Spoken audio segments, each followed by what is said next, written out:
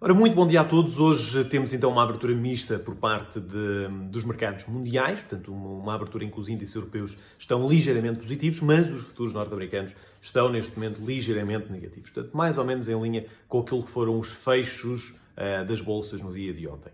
Hoje é um dia onde vamos ver finalmente muita atividade ao nível da publicação de dados económicos. Depois de uma semana um bocadinho mais calma, porque não tivemos, foi uma segunda, terça e quarta-feira muito calma ao nível do tráfico de notícias e o tráfico de indicadores a serem publicados. Hoje, finalmente, já tivemos a publicação, esta manhã, de vários PMIs, tanto de manufatura como de serviços. Todos eles tiveram uma coisa em comum, foi que saíram todos eles extremamente negativos.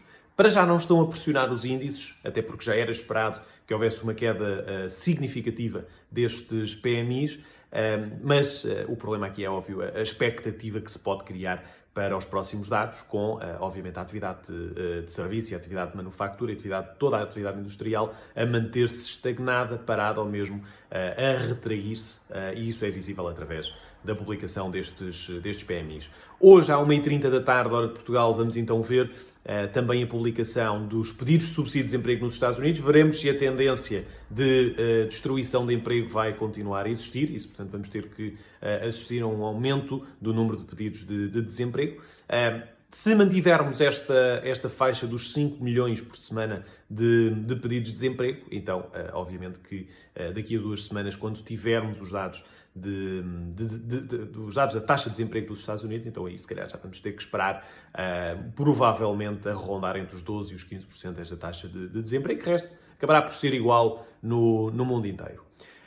Em relação aos restantes ativos, vemos o petróleo finalmente aqui a recuperar ligeiramente, portanto ontem acabámos por ter um início de sessão americana que nos levou a ver o contrato de junho já a recuperar bastante, depois de uma queda de quase 50%, 60% desde os últimos 3 dias. Acabámos por finalmente ver um suavizar destas quedas, uma estabilização do preço e finalmente uma ligeira recuperação, mesmo também ao nível do preço spot, da cotação spot, acabámos também por ver essa subida a acontecer e, portanto, aqui o que vemos é uma tentativa de estabilização do preço do crudo. Vamos ver, obviamente, aquelas 3 questões que eu vos falei, que é da procura, da oferta e do stock.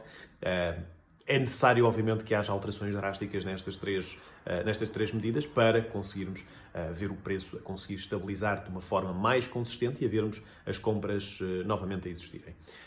De resto, vemos o mercado normal, face a ontem. Claro que mais importante, provavelmente, de hoje do que os dados de emprego que vamos ter nos Estados Unidos é o que é que pode influenciar nessa altura da publicação. O que é que isto significa? Significa que nós, na semana passada, na altura em que tivemos a publicação de mais dados negativos por parte destes pedidos de subsídio de desemprego, assistimos à Reserva Federal Americana a apresentar novas medidas de estímulo. Vamos ver se o mesmo acontece hoje para tentar camuflar um bocadinho a negatividade deste indicador ou não.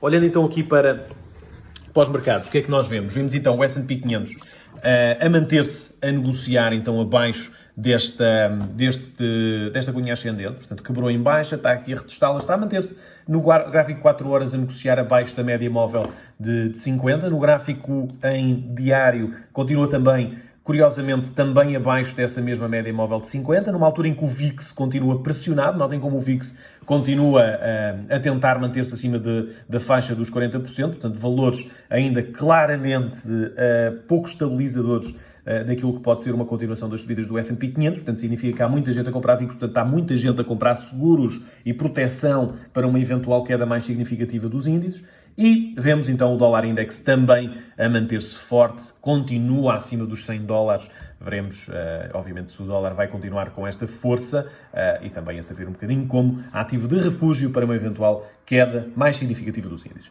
Eu volto então às 2h15 para a abertura dos mercados norte-americanos, um abraço e até já.